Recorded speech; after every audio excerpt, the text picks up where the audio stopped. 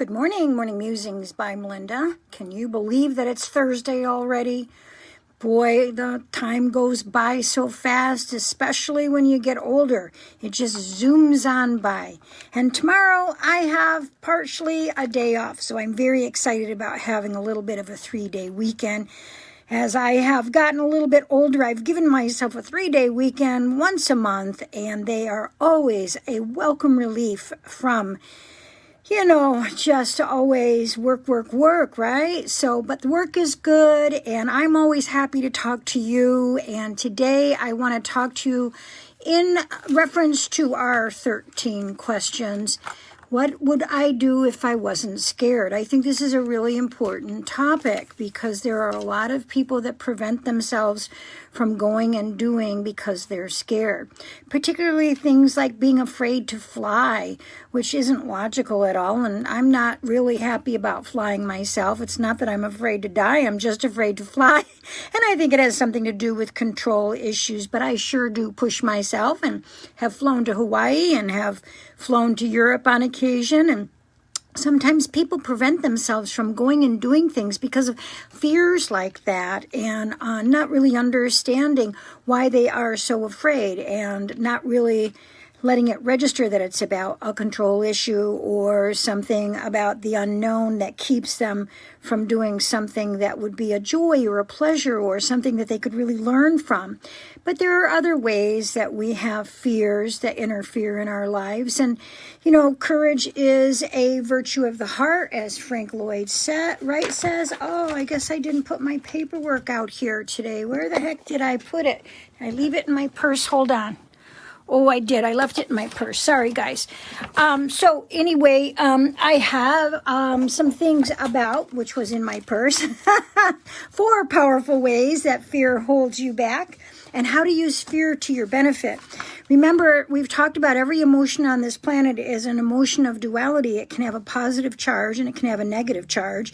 Anger can actually be rocket fuel to create an energy for you to move forward and or it can be an inhibiting factor that anchors you. So fear often gets physical as number 1 here, and it's the negative messages that we give ourselves. That's the fear that inhabits our body when we tell ourselves that we're limited in some form or fashion. Have you ever saw a handicapped person that was maybe on TV or something, they were talking about how their handicap did not limit them at all? They have no fear. They allowed themselves to move past whatever the handicap is and really create something that's amazing as an example, as a leader, as a teacher, spiritually to other people. But for some reason, a lot of times we as human beings let that fear, that negative talk just rule our lives and inhibit us and prevent us from moving forward and making it seem like we can't go or do because we have these false ideas about ourselves. So that's one way that fear holds you back. Fear likes to get nasty is number 2. Notice if the fear is about your self-worth. A lot of times I talk to people in relationships and they wonder what goes on between themselves and another person, and they're afraid to communicate, which to me is kind of like silly. Unfortunately, in today's world, people do something called ghosting each other, which again is very hurtful and very silly. But what should I do? What should I do is what people say to me. And I say, reach out and try to communicate. And then if you're still ghosted, that's, certainly the karma on the other person's part. But people say, well, but I'm afraid to be rejected. Well, guess what? Figuratively, shoot me in the head instead of cut me slowly and give me a slow bleed. I mean, wouldn't you rather that, and I'm talking again figuratively about your emotions, do you want to be cut over and over and over again and slowly bleed out? Or do you want to shoot yourself in the head and get something over with and find that emotional wherewithal, that emotional courage to try to regroup once you know an answer?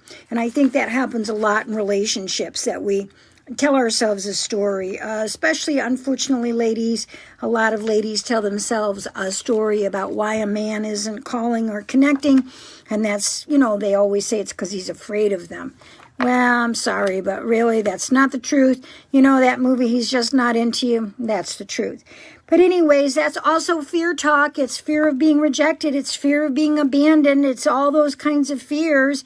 And if we start to embrace ourselves at a spiritual level, we know that we're always alone anyways with our own spirit. And if you start liking yourself, then you don't have that fear of abandonment. You don't have that fear of being alone. You can recognize that the energy that you have within yourself is enough to sustain you, between you and God and that connection. Number 3, fear thrives on comparison. Fear controls so many of our thoughts by taking us into this negative realm of comparison. And unfortunately, that is always a lose-lose proposition. There's always somebody that can do something better than you, and there's always something you can do better than somebody else. So what the heck? It's called life, Embrace somebody else's successes as well as your own. Do not let fear inhibit your ability to do the very best you can in life and have the kind of passion for your own talents. Fear is judgmental and abusive to others. That's very interesting. It is kind of that thing that tears people down with gossip or talk and doesn't have that respect for self or others. That's a fear-based energy. Sometimes you have to listen and let go to your constructive fear because, we have to have fear because of instinctually coming from generations of having to protect ourselves, in fight or flight or freeze. We have those in us at a very basic human brain level. And so we have to listen to the fear, but sometimes we have to supersede it and find our passions and let go of comparison and be positive. So what are the signs? There are 6 signs that fear is holding you back. Fear sees only the downside. So if you're always a negative person, you're afraid. You're afraid. And that's why you're always putting out the negative or putting out the cynicism or putting out the idea that you're right and somebody else is wrong. You don't open up to listen. It goes back to that question we had 2 days ago. Are you really, learning? Are you in the place of allowing yourself to learn?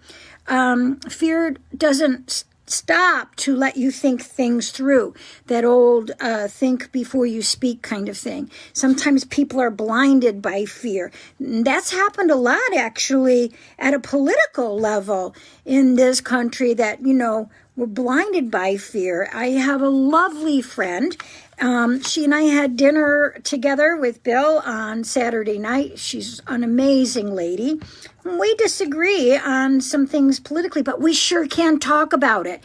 And it makes it so ever so lovely to be able to talk about that stuff and to give your point of view and have somebody say, well, I didn't think about it that way, or vice versa, okay?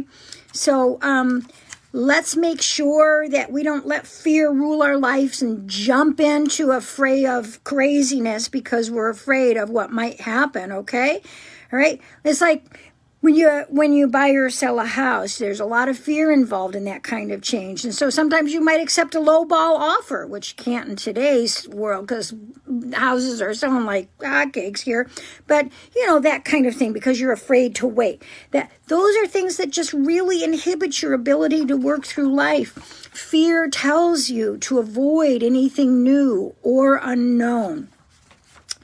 I have vertigo, and I don't like to be high. I just don't. I don't know where it comes from. Lots of people have it. But when Bill and I took a riverboat trip, we ended up in France and had to climb 360 steps up the Notre Dame Cathedral. And I stopped halfway through and said, I don't think I can do it. And the guide said, you got to do it, lady. You can't turn around. It was very, very, very narrow staircase. And I said to myself, yeah, I can do it. I can do it. And when I got up there, oh my goodness, it was so amazing and so beautiful. I was so happy that I chose that, knowing that I had those fears, as one of my side trips. That there was only 7 of us that walked up that too, and it was just great, and it was amazing. So sometimes you avoid things out of your fear that can really turn out to be so awesome. Fear tells us not to smile at strangers or to speak too loudly. And yeah, certainly there are those people who bring attention to themselves by insecurity. But isn't it okay to give somebody a smile? Isn't it okay to laugh out loud, to tip your head back and laugh robustly and not worry about what the heck anybody is thinking? I think that is great. Fear obscures your intuition. And, that intuition is a God-given energy frequency that we all have. It's not just, psychic ability. We all have intuition. We all have, cops have the greatest intuition of anybody of all, but they really trust their gut. Fear obscures that. So you have to kind of move fear out of your way so you can make a connection. And sometimes fear prevents you from making any decisions at all. So that's the question for today. What would I do if I wasn't scared? So I hope that you're going to have a great weekend. Remember, Fridays I don't do musings anymore, so I will see you Monday. We're going to continue with the questions, and then after we continue with the questions, I'm going to talk to you a little bit about some types of grief from suicide, grief from murder, unfortunately, grief when somebody's been sick for a long time, those kinds of things. So let's finish our questions, and I hope that you're keeping track of these questions so you can evaluate yourself and move forward in your life so that you can embrace yourself fully with the emotional courage and responsibility that it takes in order to move past surviving in life and into thriving in life. Have a great day.